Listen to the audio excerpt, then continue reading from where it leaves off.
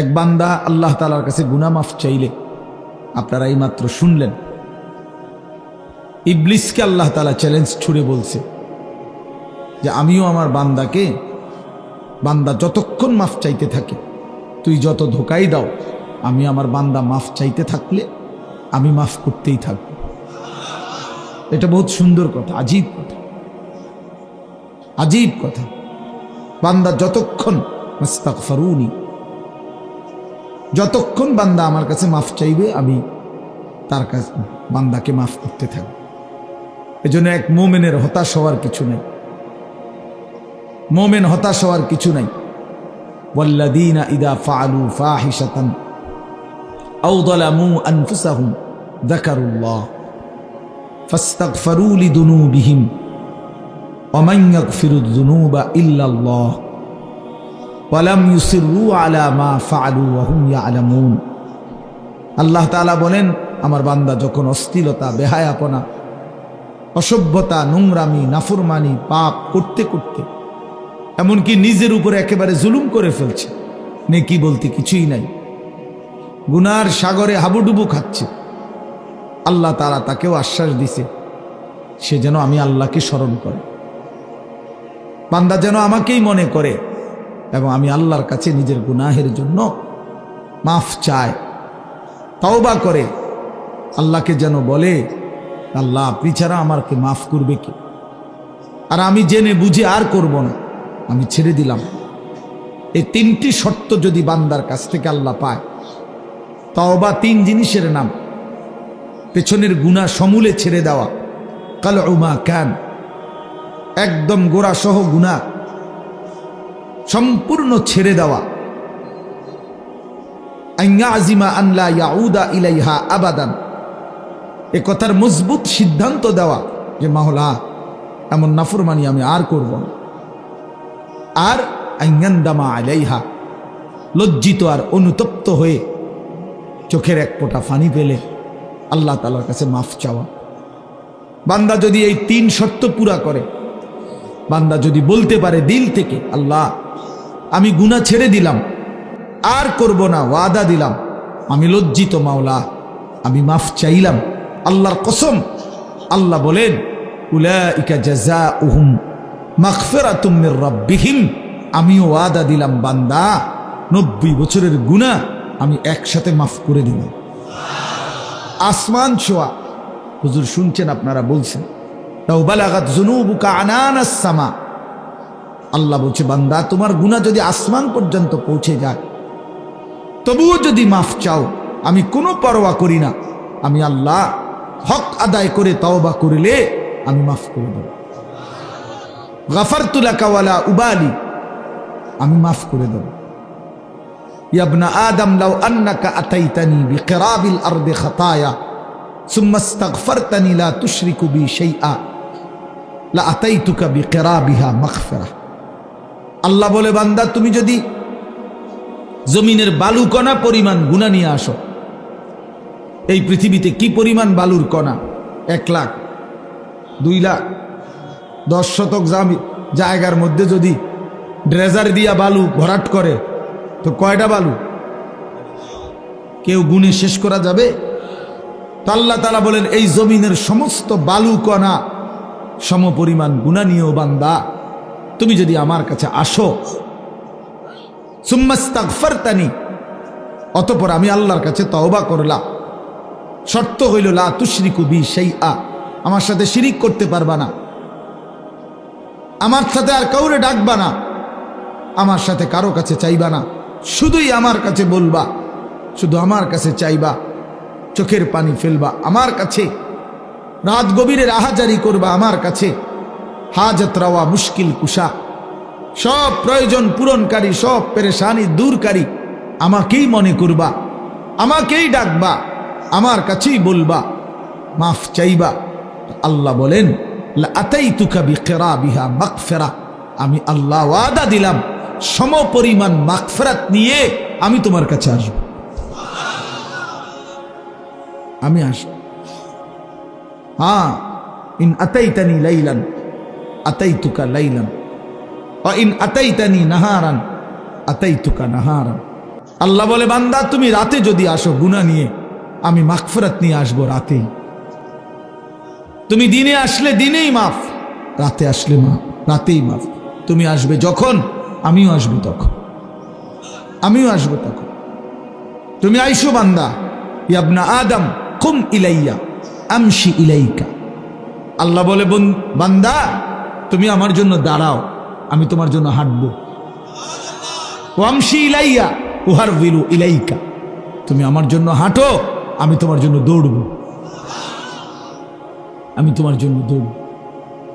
তুমি আগাও বান্দা, তুমি 1 কদম, আমি 10 কদম। তুমি হাঁটতে হাঁটতে আসবা, আমি দৌড়তে দৌড়তে মাগফিরাত নিয়ে আসবো। আও বান্দা। লাল্লাহু আশাদ্দু ফারাহান বিতাওবাতি আবদি। আল্লাহর নবী সাল্লাল্লাহু আলাইহি সাল্লাম বলেন, আল্লাহ তাআলা সবচেয়ে বেশি খুশি হন, সবচেয়ে বেশি খুশি হয়, আশাদ্দু ফারাহান, সবচেয়ে বেশি খুশি হয় নবী বলছেন, বিতাওবাতি আবদিহি, তার বান্দা যখন তওবা করে। হুজুর যখন বলতেছিলেন আমারও দিল ছুঁয়ে গেছে। হ্যাঁ ঠিকই, 2024 সালের একটা বছর আমারও তো হায়াত থেকে চলে গেছে। এই 1 বছরে আমি কত শত শত মাহফিলে এই তারিখ বলছি, 2024। আমার মনে হয় আল্লাহর ইচ্ছায় এই আজকের এই বিদ্যাকূট মাহফিলেই আমি শেষবারের মতো বললাম 31শে ডিসেম্বর 2024। আজকেই শেষ বললাম, কারণ একটু পরেই 12টার কাঁটা বাজলেই নতুন বছর শুরু হয়ে যাবে। আগামীকাল থেকে 2025 বলতে হবে পৃথিবীবাসী। তাহলে এই জন্য বাপ, প্রিয় ভাই, হুজুরের কথার থেকে আমি আবারও বললাম, আমার হযরত এটা অনুরোধ করলেন, নওজোয়ান সাথীরা, কোন রকমের অসভ্যতা, অশ্লীলতা, বেহায়াপনার কোনো অনুমতি নাই। কোরআন শরীফে আছে, আল্লাহ তাআলা বলেন, ইন্না ইদ্দাতাশ শুহুরি ইনদাল্লাহি 12 শাহরান ফি কিতাবিল্লাহি ইয়াওমা খালাকাস সামাওয়াতি ওয়াল আরদ মিনহা আরবাআতুন হুরুম যালিকা ad-দীনুল কাইয়্যিম ফালা তাযলিমু ফীহিন্না আনফুসাকুম। আল্লাহ তাআলা বলে, বান্দা শুনো, একেবারে আমি আল্লাহ আমার তাকদীরে, আসমান জমিন সৃষ্টির 50,000 বছর আগে আমি যে তাকদীর লেখাইছি, সেই তাকদীরের মধ্যে আমি আল্লাহ ফয়সালা রেখে দিয়েছি, লিখে দিয়েছি যে এই পৃথিবীতে আসমান জমিন সৃষ্টির সূচনা থেকেই পৃথিবীতে 12 মাসেই হবে পৃথিবীর এই সময়ের হিসাব। এই 12 মাস এটা আমি আল্লাহ নির্ধারণ করেছি। 12 শাহরান আল্লাহর দেওয়া। আল্লাহ এটা বোঝা উচিত আমাদের যে 12 মাস এটা আইলো কোত্থেকে, 12 মাসে 1 বছর এটা হলো কিভাবে? আল্লাহ তাআলা বলেন, এটা আমি আল্লাহ ফয়সালা দিছি। কে ফয়সালা করছেন? কোন দিন থেকে? আসমান জমিন সৃষ্টির শুরু থেকেই চালু রাখছেন, আর সিদ্ধান্ত করে দিছেন তারও আগে তাকদীরের মধ্যে, তাকদীরের। এই জন্য 12 মাসে 1 বছর এটা জাতিসংঘের ফয়সালা না, এটা দুনিয়ার কারো ফয়সালা না, এটা আল্লাহ তাআলার ফয়সালা। আবার আল্লাহ নিজেই বলেন, যালিকা ad-দীনুল কাইয়্যিম, এটা অকাট্য বিধান। এটা পৃথিবীতে ইসরাফিলের ফু পর্যন্ত কেউ নাড়াইতে পারবে না, কেউ না, 1 সেকেন্ড কেউ নাড়াইতে পারে না। ইউকাল্লিবুল্লাহুল লাইলা ওয়ান নাহার, আল্লাহ তাআলা বলেন, রাত্র দিন আমি আল্লাহ পরিবর্তন করে থাকি। তাহলে ঘন্টা বদলায় আল্লাহ, মিনিট বদলায় আল্লাহ, সেকেন্ড বদলায় আল্লাহ। ওয়াহুয়াল্লাযী জাআলাল লাইলা ওয়ান নাহারা খিলফাতান, আল্লাহ বলেন, আল্লাহই রাত এবং দিন বানান পর্যায়ক্রমে, একবার রাত একবার দিন, একবার রাত একবার দিন। আল্লাহ বলে, এটা আমি করে থাকি। আল্লাহ বলেন, এটা আমি করে থাকি বান্দা। আজকের এই 31শে ডিসেম্বরের রাতটাকে টেনে লম্বা করে আমি যদি কিয়ামত পর্যন্ত রাত বানিয়ে রাখি, কারো ক্ষমতা নাই আমি আল্লাহকে বাদ দিয়ে আগামীকালকের ভোর এনে দিবে, নতুন আলো আনে দিবে, এমন কোনো ক্ষমতা কারো নাই। আছে কি ভাইয়া? কুল আরাআইতুম ইন জাআলাল্লাহু আলাইকুমুল লাইলা সারমাদান ইলা ইয়াউমিল কিয়ামাহ মান ইলাহুন গায়রুল্লাহ ইয়াতিকুম বিদিয়াইন। সরাসরি কোরআনের আয়াত। আল্লাহ বলে, বান্দা বলো না, আমি যদি আজকের রাতকে টেনে লম্বা করে সারমাদান ইলা ইয়াউমিল কিয়ামা, কিয়ামত দিবস পর্যন্ত দীর্ঘ করে রাখি, রাত বানিয়ে রাখি, মান ইলাহুন গায়রুল্লাহ, আমি আল্লাহকে বাদ দিয়ে কে আছে তোমার, ইয়াতিকুম বিদিয়াইন, যে আগামী কালকের আলো এনে দিবে, ভোর এনে দিবে, কে আছে কেউ? তাহলে আজকের রাত তো আগামী কালকে পরিবর্তন করবে মহান আল্লাহ।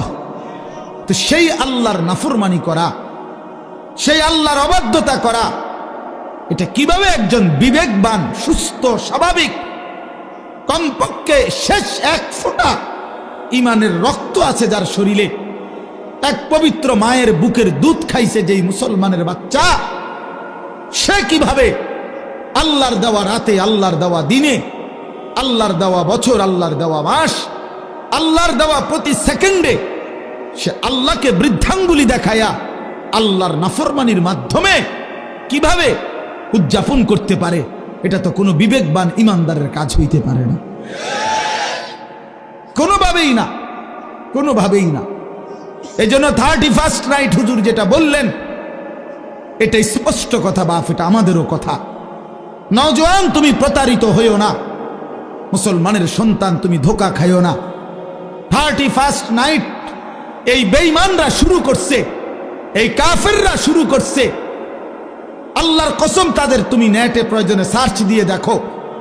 এই 31st নাইটের মূল বক্তব্য হলো, খ্রিস্টানদের কাছে দুই মুখী একটা মূর্তি আছে, যে এই মূর্তির দুইটা মুখ, সামনে একটা মুখ, পিছনেরটাও একটা মুখ, এই দুই মুখী, দ্বিমুখী একটা মূর্তি।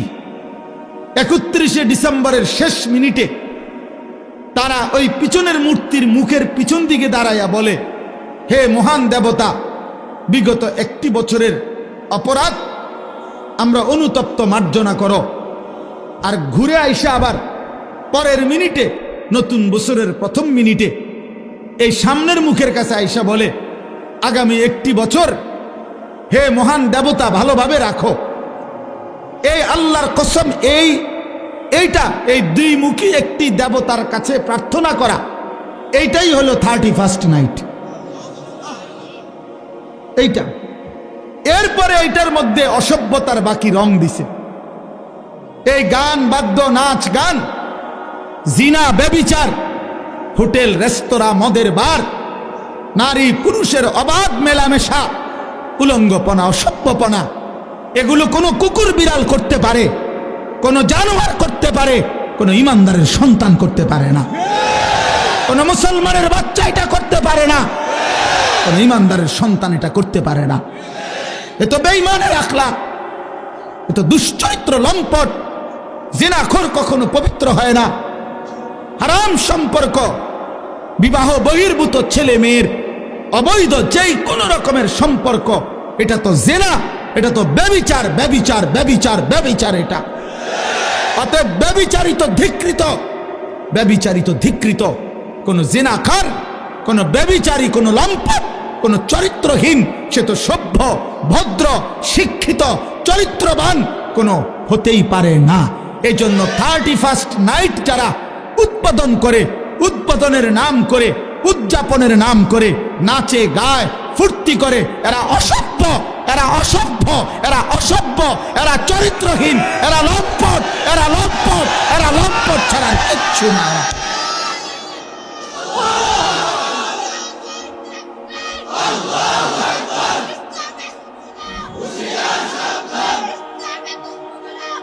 অতএব আমি অনুরোধ করি যুবক, আমার সাফ কথা, আজকে এই বিদ্যাকুটের 10 দিন ব্যাপী ঐতিহাসিক এই তাফসিরুল কোরআন মাহফিল থেকে আমার সমস্ত বুড়া বাপ যারা আছেন, আপনারা বসা থাকবেন, আপনারা বসেন। ওলামায়ে কেরাম যারা বসা আছেন, আপনারাও বসা থাকেন। কিন্তু কিশোর, তরুণ, নওজোয়ান, তোমরা যারা এখানে আছো, তোমরা সব দাঁড়ায়া এই বয়স্ক এবং ওলামাদের সামনে ওয়াদা দাও যে 31st নাইটে আমরা থুতু মারি, থুতু মারি, থুতু মারি, থুতু মারি। দাঁড়াও যুবক, দাঁড়াও নওজোয়ান, দাঁড়াও জওয়ান, দাঁড়াও ইমানদার।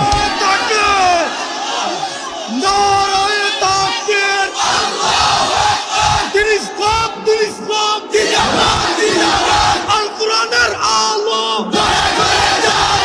আল হাদিসের আলো, বলেন যে কোরআন মাহফিল 31st নাইটে থুতু মারি, থুতু মারি, বলো থুতু মারি, থুতু মারি। 31st নাইটে থুতু মারি, থুতু মারি, 31st নাইটে থুতু মারি, থুতু মারি, 31st নাইটে। মাশাআল্লাহ, বসো নওজোয়ান, বসো।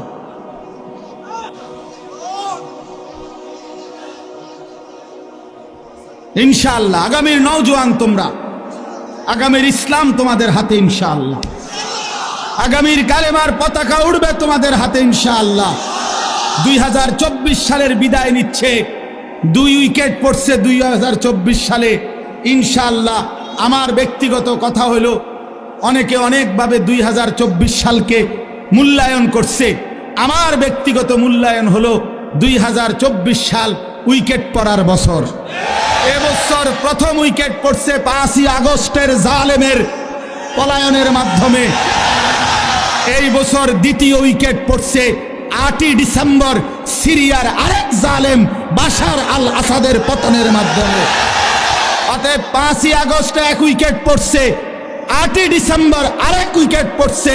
এই জন্য এই বছর বোলিং ভালো হয়েছে, কড়া বোলিং হয়েছে।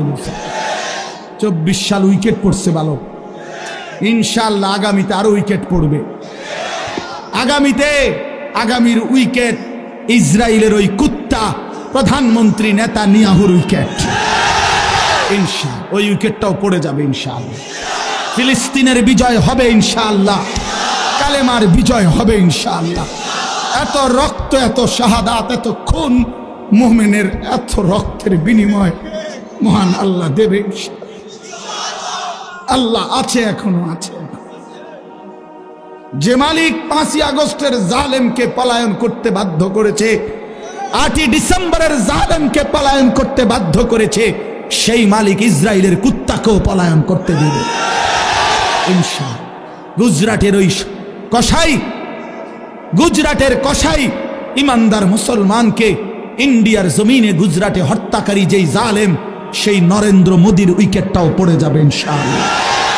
ইনশাআল্লাহ মনে রাখো, অচিরেই যুবক মনে রাখো, বাংলাদেশের গলিতে গলিতে, রাস্তার মোড়ে মোড়ে, বাজারে, মার্কেটে, জেলা, উপজেলা, গ্রামে গঞ্জে মাদ্রাসা গড়ে উঠছে। মুসলমানের সন্তান দলে দলে আল্লাহর কোরআন পড়তেছে, হাফেজে কোরআন হইতেছে। সমাজের দিন মজুর একেবারে খেতে খামারে কাজ করে, তারাও তাদের সন্তানকে হাফেজ বানাচ্ছে। সমাজের একেবারে উচ্চ পদস্থ ব্যক্তি যারা, তারাও তাদের সন্তানকে কোরআনের হাফেজ বানাচ্ছে। এটাই প্রমাণ করে আগামীর পৃথিবী ইসলামের পৃথিবী ইনশাআল্লাহ, আগামীর পৃথিবী কোরআনের পৃথিবী ইনশাআল্লাহ। অতএব 130 কোটি ভারতীয় বেঈমান আমাদেরকে চোখ রাঙ্গাইলে আমরা এক বিন্দুও ভয় পাই না। 130 কোটি ইন্ডিয়ার বেঈমানকে আমরা গণাত ধরি না, গণায় ধরি না। আমগরে আলু দিবে না, আটা দিবে না, পেঁয়াজ দিবে না। আলু, পাটা, আটা, পেঁয়াজ তার আব্বার। মোদি তোর আব্বার এগুলো বলে। মাশাআল্লাহ, মাশাআল্লাহ। অতএব এটা কারো বাপের না, তাদের আলু, আটা, পেঁয়াজ এগুলো মোদির বাপের বলে, ভারতের আব্বার এগুলো। তোদেরকে বেটা 130 কোটি বেঈমানকে যিনি প্রতিদিন চাল, ডাল, আলু, পেঁয়াজ, ভাত, মাছ খাওয়ায়, তিনি তো আমার আল্লাহ বেটা। আরে আমার আল্লাহ, আমি আজকে যারে এশার নামাজে সেজদা দিছি তিনি তোরে খাওয়ায়। আমি আজকে যারে মাগরিবে সেজদা দিছি তিনি তোরে খাওয়ায়। আমি আজকে যারে আসরের নামাজে সেজদা দিছি তিনি তোদেরকে খাওয়ায়। আমি যারে জোহরে সেজদা দিছি তিনি তোদেরকে খাওয়ায়। আমি ফজরে যারে সেজদা দিছি তিনি তোদেরকে খাওয়ায়। বেঈমান, আমার আল্লাহ তোরে খাওয়ায়, তুই আমারে ধমক দেস কেন? কথা বলেন না কেন? ওরা আমগো ইমানদারকে ধমক দেয়, মন্ডাসে এখন গিয়ে কই নাই বেড়া পাগলামি করো। হ্যাঁ, মাটি ছোট হইতে পারে, মাতৃভূমি ছোট হইতে পারে, 56,000 বর্গ মাইলের লাল সবুজের ওই পতাকার মাঝখানের যে লাল, এটা রং না, এটা শহীদের খুন। অতএব রক্তের বিনিময়ে আজাদি, খুনের বিনিময়ে স্বাধীনতা। কি তামাশা! এদেশ, এই জাতি, এই মাতৃভূমির সন্তানরা যে রক্ত দিতে জানে, এটা তো আমাদের মানচিত্রেই আছে, আছে না? আমাদের এই লাল সবুজের পতাকার লাল, এটা তো শহীদের খুন। অতএব কোনো পরোয়া করার কিছু নেই। ইনশাআল্লাহ যুবক মনে রাখো, আরে আনিস কোনোদিন হয়তো থাকবে না, মাওলানা মিজান থাকবে না, ওলামায়ে কেরাম আমরা হয়তো থাকবো না, কিন্তু আগামীর পৃথিবী দেখবে ইনশাআল্লাহ দিল্লির লাল কেল্লাতে কালেমার পতাকা উড়বে ইনশাআল্লাহ। ইনশাআল্লাহ মনে রাখো, ইনশাআল্লাহ কোনো অসুবিধা নেই। আমরা শহীদ হইলে কোনো সমস্যা নাই। বাংলাদেশে কোনো ষড়যন্ত্র বাস্তবায়ন হবে না। ইসকনের গুন্ডা সন্ত্রাসীদের ষড়যন্ত্র বাংলাদেশে বাস্তবায়ন হবে না। সাদের গুন্ডা, সাদের সন্ত্রাসী এই বাহিনীর দ্বারাও এদেশে দাওয়াত ও তাবলীগের মধ্যে যারা, যেই গুন্ডারা ঢুকছে, যেই গুন্ডারা সাদের নাম ধরে, ওই ভণ্ড প্রতারক মুনাফিক, তার গুন্ডা সন্ত্রাসীরাও এদেশে টিকবে না ইনশাআল্লাহ। দিল্লির সাদ জানে না এটা বাংলাদেশ, এটা বাংলাদেশ, এটা দিল্লি না, সে জানে না এটা। অতএব এদেশের লক্ষ লক্ষ ওলামায়ে কেরাম, তাওহীদি জনতা, ইমানদারের কলিজায় খুন দিয়েছে।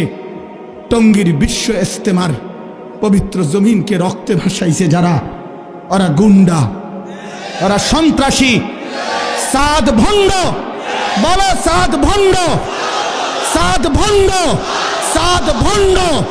অতএব সাদের কোনো কার্যক্রম, তার অনুসারীদের কোনো কার্যক্রম বাংলাদেশে হতে দেওয়া হবে না। এদেশ শাহজালালের, শাহপরানের, এদেশ ওলামায়ে কেরামের, এদেশ হাটহাজারীর আল্লামা শাহ আহমদ শফি রহমতুল্লাহ আলাইহির নাফরমান এখন হেফাজতে ইসলাম চিনে না, আল্লামা মামুনুল হক চিনে না, আমাদের ওলামায়ে কেরামকে চিনে না, মামুনুল হক তার বাপ মামুনুল হককে চিনে না, হেফাজতে ইসলামকে চিনে না।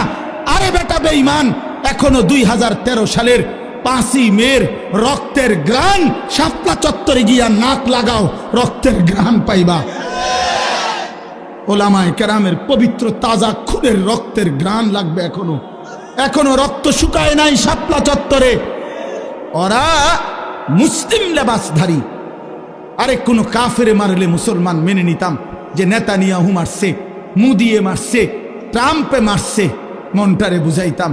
মুসলিম পরিচয়ধারী সারা দিন মিয়া, সারাটা দিন ইজতেমার মাঠে কাজ করছে যেই মানুষগুলো, এই লক্ষ লক্ষ সারা পৃথিবীর ইমানদারদের জন্য মাঠ তৈরি করে 5 ওয়াক্ত নামাজ পড়ে রাত্রি গভীরে যে মানুষগুলো একটু ঘুমাইছে, ঘুমন্ত ইমানদার মুসলমানকে মুসলিম পরিচয়ধারী কোনো ব্যক্তি কিভাবে হত্যা করতে পারে, কিভাবে রক্ত ঝরাইতে? আরে সাদ তুই কি করলি? ওয়াসিফ তুই কি করলি? করলি কি? কি করলি তুই? ইমানদারের রক্ত ঝরাইলি কেমনে? মুসলমানের রক্ত ঝরাইলা কেমনে? যেই হাফেজ সাহেব তালেবে ইলমদেরকে আল্লাহর কোরআন পড়ায়, ওই হাফেজ সাহেব তো কোরআনের পৃষ্ঠা উল্টায় আঙ্গুল দিয়া, এমন পবিত্র হাফেজ সাহেবের আঙ্গুল কাইটা ফেলে দিছে। এই জন্য আপনারাও সতর্ক থাকবেন, এই ভণ্ড সাদের কোনো অনুসারী যেন নবীনগরের জমিনে না থাকে। সাবধান মুসলমান, কোন ষড়যন্ত্রকারী বাংলাদেশে তার ষড়যন্ত্র বাস্তবায়ন করতে পারবে না ইনশাআল্লাহ। আল্লাহ তাআলা আমাদেরকে তৌফিক দান করেন। এই যে যুবকদের এই আশা, ইনশাআল্লাহ আপনাদের এই ব্যাপক উপস্থিতি প্রমাণ করে আল্লাহর কোরআনের জন্য এই জাতি প্রস্তুত আছে ইনশাআল্লাহ, দ্বীনের জন্য প্রস্তুত আছে ইনশাআল্লাহ। আল্লাহ তাআলা উলামায়ে কেরামের আহ্বানে আল্লাহর দ্বীনের জন্য আপনারা লড়বেন তো ইনশাআল্লাহ? হাত তুলে বলেন ইনশাআল্লাহ। লড়বেন তো ইনশাআল্লাহ? উলামায়ে কেরামের তত্ত্বাবধানে থাকবেন তো ইনশাআল্লাহ? আল্লাহ তৌফিক দান করেন, আল্লাহ কবুল করেন। দাওয়াতের কাজ উলামায়ে কেরামের তত্ত্বাবধানে চলবে, তাবলীগের কাজ, তালিমের কাজ, তাজকিয়ার কাজ, জিহাদের কাজ, ইসলামের কাজ, দ্বীনের কাজ উলামায়ে কেরামকে বাদ দিয়ে করা যাবে না। করলে হুঁচট খাবেন, করলে পিছলা খাবেন, করলে ক্ষতিগ্রস্ত হবেন, করলে দুশ্মনের খপ্পরে পড়ে আখিরাত বরবাদ করবেন। যেন অনুরোধ করলাম আল্লাহ তাআলা আমাদেরকে সাচ্চা ঈমান দান করেন, আমাদেরকে ঈমানের মজবুতি দান করেন। ভাই বললেন মাশাআল্লাহ, আমার হুজুর বলছেন এতক্ষণ তওবার কথা, ফিরে আসার কথা। তো এক যুবক, এক ভাই যোগাযোগ করছে, সে তার জিন্দেগি পাল্টাইতে চায়। আমি তো হুজুর আলহামদুলিল্লাহ প্রতিনিয়ত অসংখ্য যুবকের চিঠি আমার কাছে আসে, চিঠি দেয়, কাগজে লিখে, মোবাইলে মেসেজ পাঠায়, আমার ঘনিষ্ঠ সাথীদের কাছে জানায়। আলহামদুলিল্লাহ প্রতিদিন বিশ্বাস করেন বাংলাদেশের যুবক ছেলেরা আল্লাহর দিকে ফিরতেছে, গুনাহ ছেড়ে দিচ্ছে ইনশাআল্লাহ। গুনায় মজা নাই, নারীর ছবি দেখতে দেখতে আর সুখ নাই, উলঙ্গ দৃশ্য দেখতে দেখতে আর সুখ নাই। অসংখ্য যুবকের চেহারা, সুরত, শরীর, যৌবন, শারীরিক ক্ষমতা, যৌবনের ক্ষমতা সব নষ্ট করে ফেলছে, সব চরিত্রহীন হইয়া বরবাদ করে দিছে। আজ দুদু অন্ধকার ছাড়া, মরিচিকা ছাড়া আর কিছুই দেখে না। এজন্য যুবক ছেলে তোমাদেরকে বলি, ভাই নষ্ট হইও না, নষ্ট হইও না। 7 জন যুবক হিম্মত করে দাঁড়াইছিল, আসহাবে কাহাফের 7 জন যুবক। আল্লাহ তাআলা তাদের ঈমান, পুরা দেশ কাফের, আর এই 7টা যুবক প্রথম ঈমানদার হয়ে দাঁড়াইছিল। আল্লাহ বলছে তোমরা ঘুম যাও, তোমাদের ঈমানে আমি আল্লাহ খুশি হলাম, তোমাদের পক্ষ হয়ে পুরা জাতির সংশোধনের কাজ আমি আল্লাহ করে দিচ্ছি। তোমরা ঘুম যাও, ঘুমো। 309 বছর পরে আল্লাহ এই 7 যুবককে ঘুম থেকে উঠাইয়া আল্লাহ বলছে এবার এলাকায় গিয়া হাঁটো, ঘুরো, যাও, দেখে আসো, দেখবা বাদশাহ ইমানদার, জনগণও ইমানদার। ঠিক ঘটনা আসহাবে কাহাফ, 7 যুবক। হুজুর আমি এইবার প্রতি বছর আমি সন্দ্বীপ যাই মাহফিলে, চট্টগ্রাম সন্দ্বীপ উপজেলায়।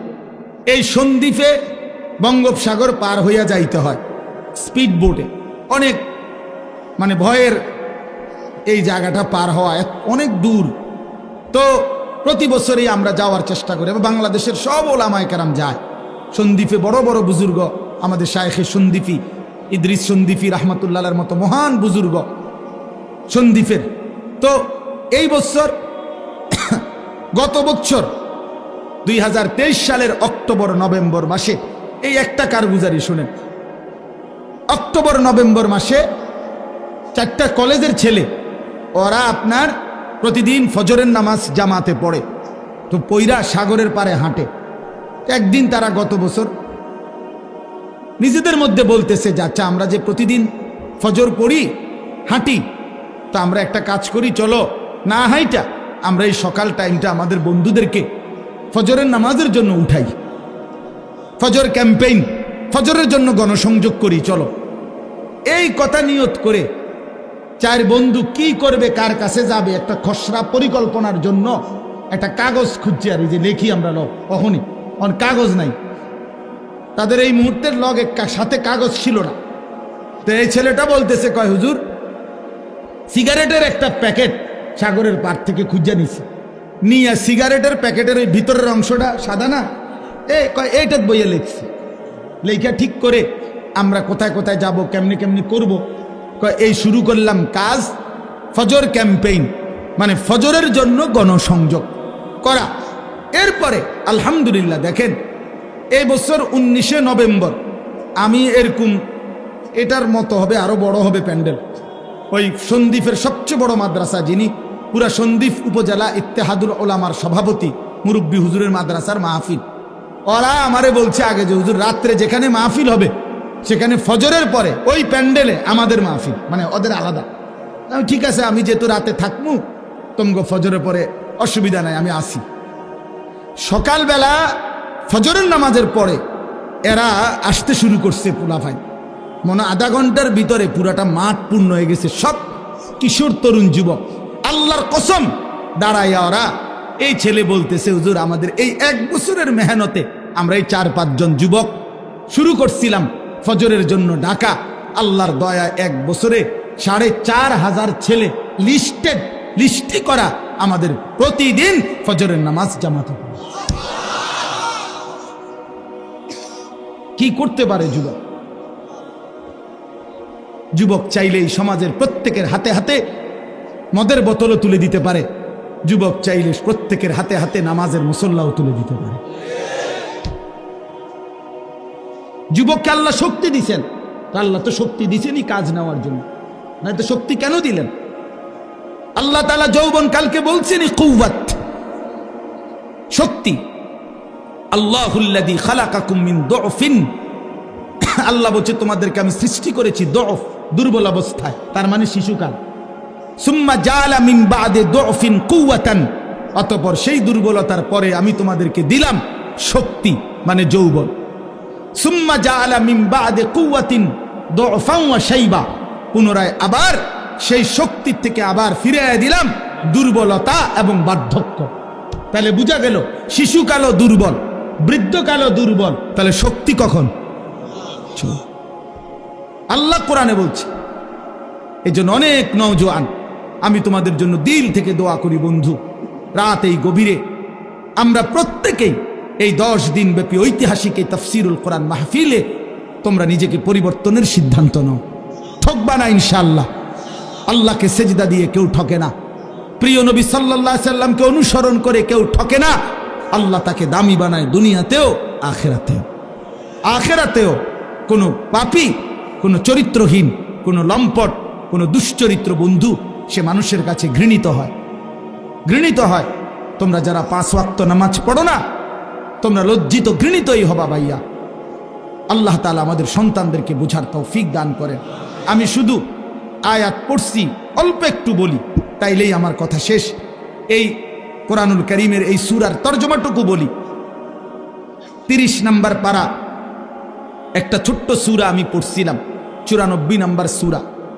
এটা আমার বলার উদ্দেশ্য আছে, এই কোরআন উদ্দেশ্যটা হইল এটার মধ্যে আমাদের প্রিয় নবী সাল্লাল্লাহু আলাইহি সাল্লামকে সরাসরি আল্লাহ তাআলা সম্বোধন করে নবীজি সাল্লাল্লাহু আলাইহি সাল্লামকে কিছু কথা বলেছেন এবং নবীজির মর্যাদা, সান্ত্বনা, ইজ্জত, আজমত আল্লাহ তাআলা তুলে ধরেছেন।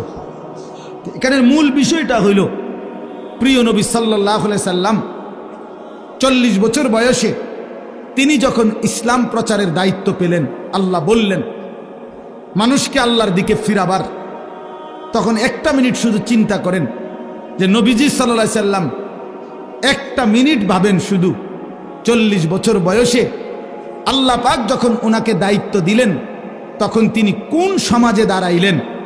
1 নম্বর কথা হলো আল্লাহ তাআলা তাকে যেই জিম্মাদারি দিলেন, এই দায়িত্ব পালনের জন্য এই মুহূর্তে তার সাথে একজন সহযোগিতাকারী কেউ নাই। প্রথম দিন কল্পনা করেন যে কেউ নাই, উনি একাই।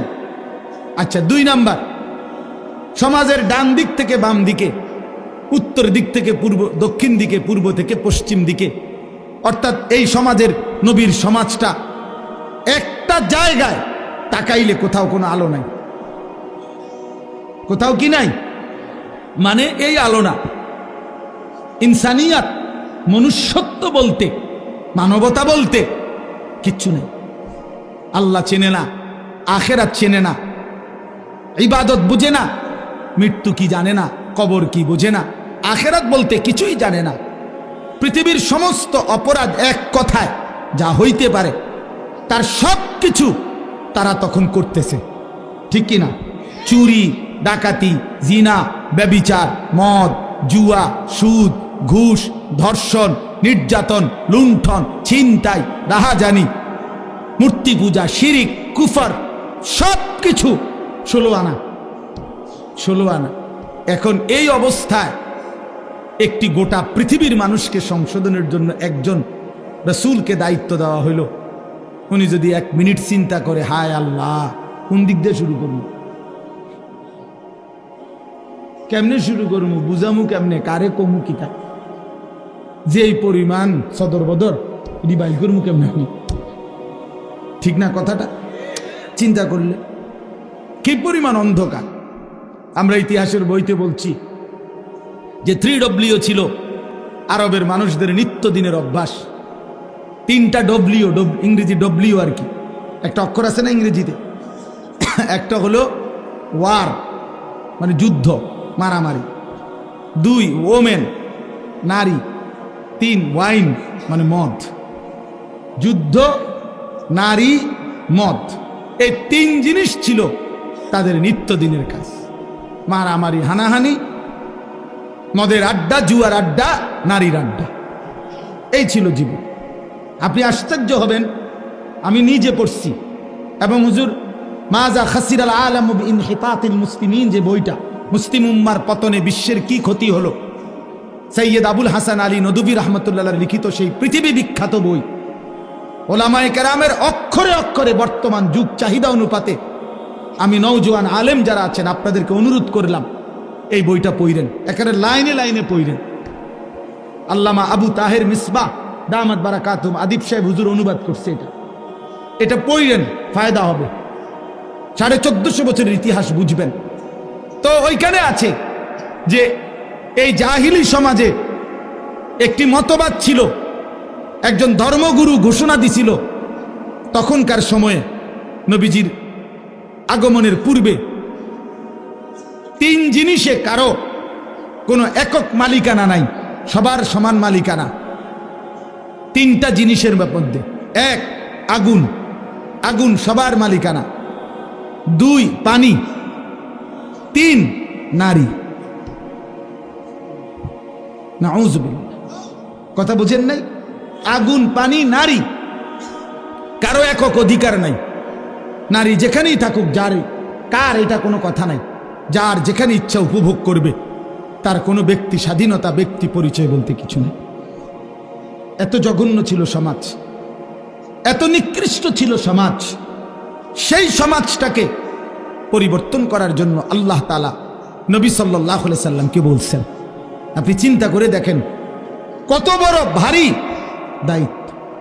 আমার যদি বলে যে এই বাংলাদেশের অথবা আমার ইউনিয়নের সবডি মদখোর, ফুট্টাখোর, বাবাখোর, ডাইলখোর, ইয়াবাখোর এগুলারে ঠিক করা, তো আমার জান শেষ। এরপরে তো সুদখোর, ঘুষখোর রয়েছে আলাদাই, বাকি সিটার বাটফার তো আলাদাই আছে। শুধু বাবাখোর ঠিক করতে গেলে তো আমি দাদাখোর হয়ে যাব, আমার হায়াত শেষ হয়ে যাবে। তাইলে রাসূলুল্লাহ কথাটা খেয়ে আমি একবারে বললে ফেলবো অর্থ, শুধু প্রেক্ষাপটটা বলতেছি। নবী সাল্লাল্লাহু আলাইহি সাল্লামকে তাইলে আল্লাহ তাআলা কত বড় ভারী জিম্মাদারি দিছে। শুধু আরব না, নবীজি শুধু আরবে না, গোটা পৃথিবীর সংশোধন। আল্লাহু আকবার, গোটা পৃথিবীর সংশোধনের দায়িত্ব আল্লাহ দিছেন। আচ্ছা, এই তো একটা বিষয়, তাহলে কাজটা অনেক ভারী ছিল কিনা, যথেষ্ট পেরেশানির বিষয় ছিল কিনা? আহা, কি হবে, মনে হয় যেন একটা মহাসাগরের মাঝখানে ওনারে দাঁড় করাই দিছে যে এইবার আপনি এই সাগর পাড়ি দেন। আচ্ছা, কিভাবে? নৌকা নাই, বাহন নাই, জাহাজ নাই, অর্থাৎ কেউ নাই, মনে হয় যেন এরকম ভাবে। আচ্ছা, 2 নাম্বার, একে তো দায়িত্ব দিছে, কঠিন দায়িত্ব বোঝা। এবার আল্লাহ তাআলা বলছেন আরেকটা কথা, ফাস্তাকিম কামা উমিরতা। বন্ধু সাবধান, আপনাকে যে আদেশ করা হয়েছে, যে দায়িত্ব মানুষের সংশোধন, আমার বান্দাদের পরিবর্তন, এটার থেকে এক সুতা, এক চুল আপনি কিন্তু নড়বেন না।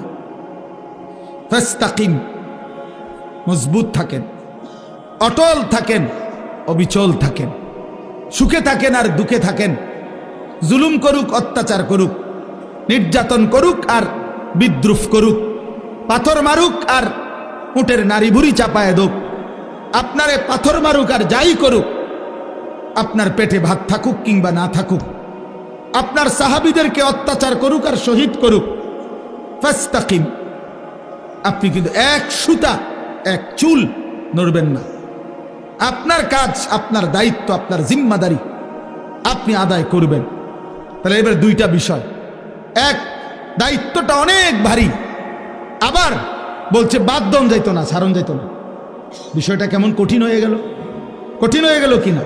রাসূলুল্লাহ সাল্লাল্লাহু আলাইহি সাল্লাম এই পেরেশানি, চিন্তা, উম্মতের ফিকির, সংশোধনের ফিকির, মানুষকে আল্লাহর দিকে ফিরাবার ফিকির, নবীজির অবস্থা হয়েছে যেন এমন যে কোমর বাঁকা হয়ে যাইতেছে, অর্থাৎ টেনশনে, আহা আমি কি করব, কিভাবে করব। তো আল্লাহ তাআলা বলেন, বন্ধু এই সব কিছুর মোকাবেলায় আপনি শুধু এবার শুনেন, যার আল্লাহ আছে তার তো সবই আছে, তার সবই তো আছে। তো আমি সব ব্যবস্থা করতেছি, আপনারা দায়িত্ব দিয়া, আমি তো আজার না, আমি আপনার জন্য সিস্টেম করতেছি, সবটা আমি সিস্টেম করে দেব। আপনি শুধু মজবুত থাকেন, আপনি শুধু কাজে নামেন, বাকিটা আমি দেখব। তো রাসূলুল্লাহ সাল্লাল্লাহু আলাইহি সাল্লাম সিদ্ধান্ত নিলেন কাজে নামবেন, আল্লাহর দ্বীন প্রচার করবেন মজবুতির সাথে। তো আল্লাহ তাআলা বলেন, এবার আমার কুদরতি ব্যবস্থাপনা আপনার জন্য শুনেন। এক, আলাম নাশরাহ লাকা সাদরাক, আমি আল্লাহ প্রথম আপনার দিল, আপনার কলিজার ভিতরে ইলম, হিকমত, আখলাক, হিম্মত, ইস্তেকামত, শুজাআত, বীরত্ব, যা দরকার আল্লাহর দ্বীন পৃথিবীর শেষ প্রান্ত পর্যন্ত পৌঁছাবার জন্য, তার সবটা আমি আল্লাহই আপনার সিনাতে দিয়ে দিলাম। এবার নবী মক্কার কুরাইশদের সামনে, হাদিসে আছে, একদিন ঘোষণা দিছে যে মক্কাবাসী, আসমানের ওই সূর্য আমার যদি হাতে দাও, চাঁদটাও যদি আমার হাতে এনে দাও, আর আমারে যদি বলো কালেমার দাওয়াত ছেড়ে দিতে, আল্লাহর কসম মুহাম্মদ এক সেকেন্ড আল্লাহর দ্বীনের দাওয়াত ছাড়বে না। এই কলিজার মধ্যে আল্লাহ এমন ঈমান দিয়েছে, ওয়াল্লাহি লা ওয়াদাতুমুশ শামসা ফি ইয়ামিনি ওয়াল কামারা ফি ইয়াসারি ওয়া আমারতুম আন আতরুকা হাযিহি দাওয়া লান আতরুকাহা হাত্তা উনাফিজাহা আও আমুতা ইলাল্লাহ। হয় জমিনে কালেমা বাস্তবায়ন হবে, নয় আমি শহীদ হয়ে আল্লাহর কাছে ফিরে যাব, কিন্তু মাঝখানে কোনো কম্প্রোমাইজ নাই, মাঝখানে কোনো কিছু নাই, এইরকম মজবুত। তাহলে আল্লাহ তাআলা বলেন, বন্ধু আপনার সিনার মধ্যে যা দরকার ইসলামের জন্য, দ্বীন প্রচারের জন্য, কালেমার প্রচারের জন্য, সমস্ত কিছুর মোকাবেলায় আমি আল্লাহ তা পূর্ণ দিয়ে দিয়েছি। দুই, ওয়াদানা আনকা বিজরাক আল্লাযী আনকাদা যাহরাক, যেই টেনশন, যেই চিন্তা, যেই পেরেশানি, যেই অস্থিরতা আপনার বোঝার মতো আপনার কাঁধে চাপছিল, আমি আল্লাহ নিজে আপনার সেই বোঝা, যা আপনার পিঠ নুয়ে দিছিল, কোমর মনে হয় বাঁকা করে দিছিল টেনশনে, অস্থিরতায়, আমি নিজ হাতে তা দূর করে দিয়েছি, আমি নিজ হাতে দূর করে দিয়েছি। আপনি শুরু করছেন, আমি আল্লাহ একজন একজন করে আপনার পক্ষে ইমানদার আনতে থাকছি। প্রতিটা সাহাবী যারা আপনার হাতে কালেমা পড়ছে, এ তো আমি আসমানের ফয়সালা। উলাইকাল্লাযীনা ইমতাহানাল্লাহু কুলুবাহুম লিত্তাকওয়া, আমি পরীক্ষা করে করে সাহাবী পাঠাইছি, অতএব আপনার বোঝা আমি আল্লাহই হালকা করে দিয়েছি। এরপরে আল্লাহ বলেন, আরো অনেক ব্যাখ্যা আছে, আমি শুধু সংক্ষেপে বললাম। এরপরে আল্লাহ বলেন, 3 নাম্বার ব্যবস্থাপনা হইল, আপনারে ওরা বিদ্রুপ করে, এই মানুষগুলো আপনারে কখনো বলে পাগল, কখনো বলে কবি শায়ের, কখনো বলে আপনি আবলাহ, নির্বোধ, আপনাকে জাদুকর বলে, বিভিন্ন কিছু জুলুম অত্যাচার করে, আপনারে বিদ্রুপ করে, আপনাকে লজ্জিত লাঞ্ছিত করে। আল্লাহ বলে, বন্ধু ঘাবড়াবেন না, ওয়ারাফা'না লাকা যিকরাক, গোটা মাখলুকাতের উপরে আমি আল্লাহ আমার পরে আপনার মর্যাদা সবকিছুর ঊর্ধ্বে তুলে দিয়েছি। বাদাজ খুদা বুজুর্গ তুই কিসসায়ে মুখতাসার, আমি আল্লাহর পরে আপনার মর্যাদা সমস্ত সৃষ্টির উপরে। যেন আল্লাহ মেরাজে নিয়া আরশে আজিমের উপরে দাঁড় করাইয়া আল্লাহ যেন নবীকে বলছে, বন্ধু নিচের দিকে তাকায় দেখেন, আমার গোটা সৃষ্টি আপনার কদমের নিচে, আপনি গোটা মাখলুকাতের ঊর্ধ্বে, আমি আল্লাহর পরে, অতএব এটাই আপনার মর্যাদা। এরপরে আল্লাহ যেন বললেন, বন্ধু ওই আজানে দেখেন আপনার আমার নামের সাথে আপনার নামও বলতেছে, ওই একামতে শুনেন আমার নামের সাথে আপনার নামও বলতেছে, ওই নামাজে শুনেন, ওই দেখেন আমার বান্দা বসে বসে আত্তাহিয়াতু পড়ছে, একটু পরেই খেয়াল করবেন আল্লাহুম্মা সাল্লি আলা মুহাম্মদ, আপনার নামও নিতেছে। ও কবরের দিকে তাকায় দেখেন, মুনকার নাকির প্রশ্ন করতেছে আমার বান্দাকে, আমার নামও নিছে, আপনার কথাও জিজ্ঞাসা। দেখেন দেখেন দেখেন, আপনার কথাও জিজ্ঞাসা করছে। হাসরের ময়দানেও শুনবেন আপনার নাম, জান্নাতেও শুনবেন আপনার নাম। ইদা যুকিরতু যুকিরতা মাই, আমি আলোচিত হলে আপনিও আলোচিত হবেন।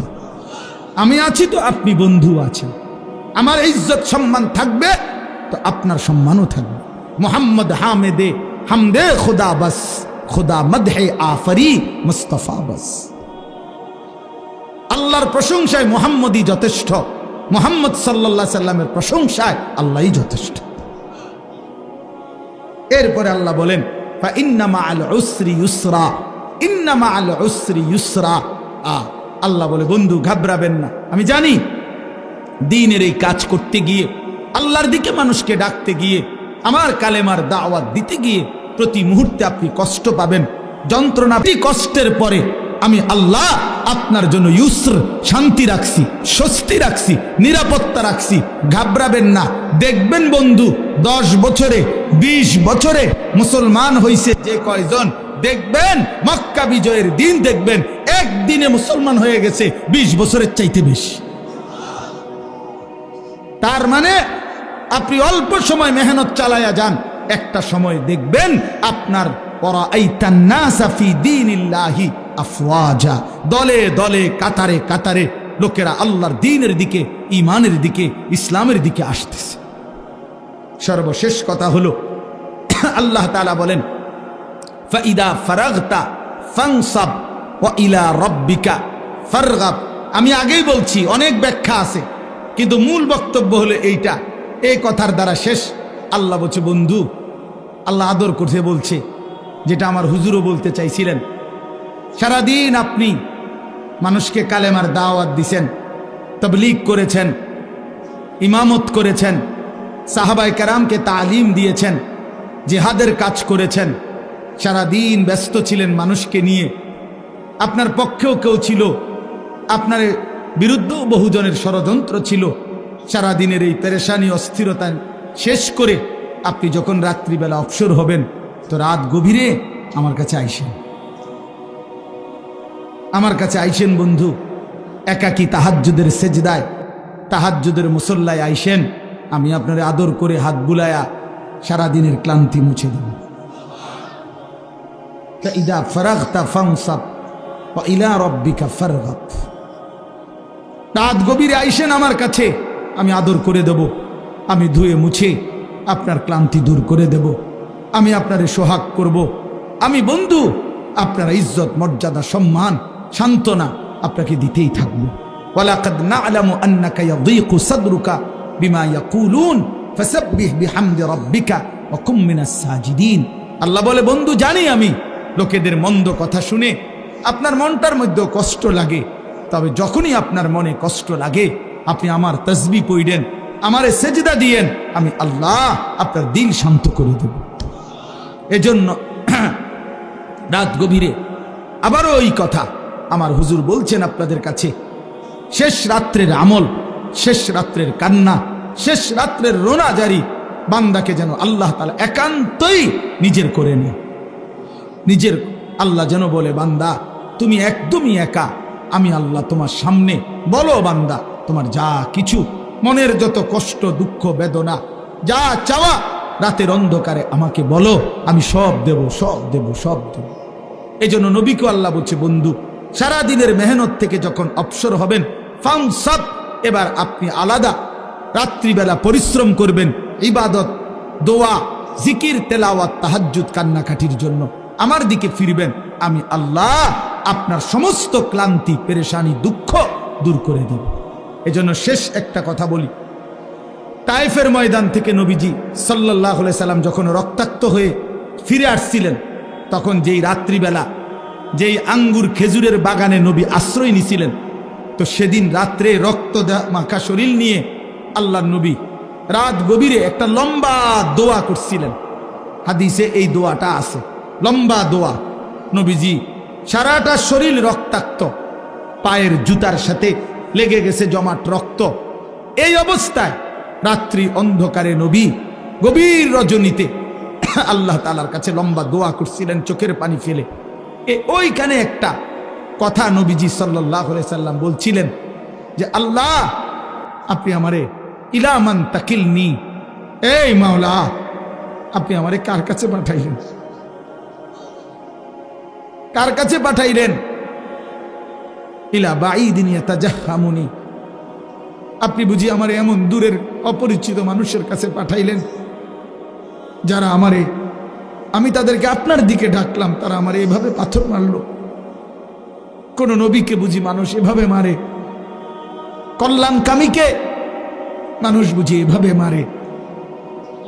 আম ইলা আদুবিন মাল্লাকতাহু আমরি, নাকি আপনি আমার এমন কোন দুশমনের কাছে পাঠাইলেন যার উপরে আমার কোনো ক্ষমতাই ছিল না? আপনি আমারে কার কাছে পাঠাইলেন? কিন্তু এই মনের আবেগ এগুলো বইলা এই একটা কথা হুজুর বলছে নবীজি, এটাই আমাদের শেষ কথা। আমার নবীজি তখন বলছে আল্লাহ যা বলছি তা তো মনের কষ্টে বলছি, কিন্তু শেষ কথা হলো মাওলা ইন্নাম তাকুন আলাইয়া গাদাবুন ফালা উবালি, শুধু রাত গভীরে বলেন আপনি যদি আমার উপরে নারাজ না হন, আপনি যদি আমার উপরে রাগ না করেন, আপনি যদি খুশি থাকেন, ফালা উবালি, আমি কোনো পরোয়া করি না, আমি কোনো পরোয়া করি না। এই পাথরের আঘাত সয়ে গেলাম, শুধু আপনি বলেন আপনি আমার উপরে রাজি কিনা। এই কথাই মাওলা যদি বলেন আপনি খুশি, আমার সারা দেহ রক্ত ঝরুক, কোনো অসুবিধা নেই। এজন্য সাদ তুমি ভালো করো নাই, তুমি তোমার গুন্ডা সন্ত্রাসী দিয়ে ইমানদারের রক্ত ঝরিয়েছ, কিন্তু তুমি জানো না রক্ত ঝরানো শহীদের খুন ঝরা এ তো রাসূলুল্লাহ সাল্লাল্লাহু আলাইহি সাল্লামের দেহ মুবারক থেকে ঝরেছে। যদি মুমিনের উপরে আল্লাহ রাজি হয়, উলামায়ে কেরাম আজকে নতুন করে একদিন দুই দিন না, রাসূলুল্লাহ সাল্লাল্লাহু আলাইহি সাল্লাম যে ওয়ারাসাত উত্তরাধিকার উম্মতের উলামায়ে কেরামকে দিয়ে গেছে, 1450 বছরের উম্মতের উলামায়ে কেরাম আপনাদের পাহারাদার। আপনারা শুনতে চাইলেও আমরা বলবো, আপনারা শুনতে না চাইলেও আমরা বলবো, যেখানেই অন্যায়, যেখানেই কুফর, যেখানেই শিরিক, যেখানেই বিদআত, যেখানেই গোমরাহি, সেখানেই উলামায়ে কেরামের প্রতিবাদ।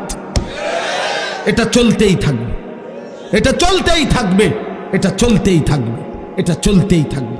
এই জন্য যুগ যুগ ধরে উলামায়ে কেরাম আপনাদের ঈমান আমলের পাহারাদারি করে, পাহারাদারি করে। ইমাম মুহাম্মদ রাহমাতুল্লাহ আলাইহি সারা রাত ঘুমাইতেন না, আমরা কিতাবে নিজে পড়ছি। ইমাম আবু হানিফার ছাত্র ইমাম মুহাম্মদ সারা রাত ঘুমাইতেন না, মাসআলা লিখতেন, ফতোয়া লিখতেন। তো উনারে জিগাইতো হযরত আপনি ঘুমান না কেন?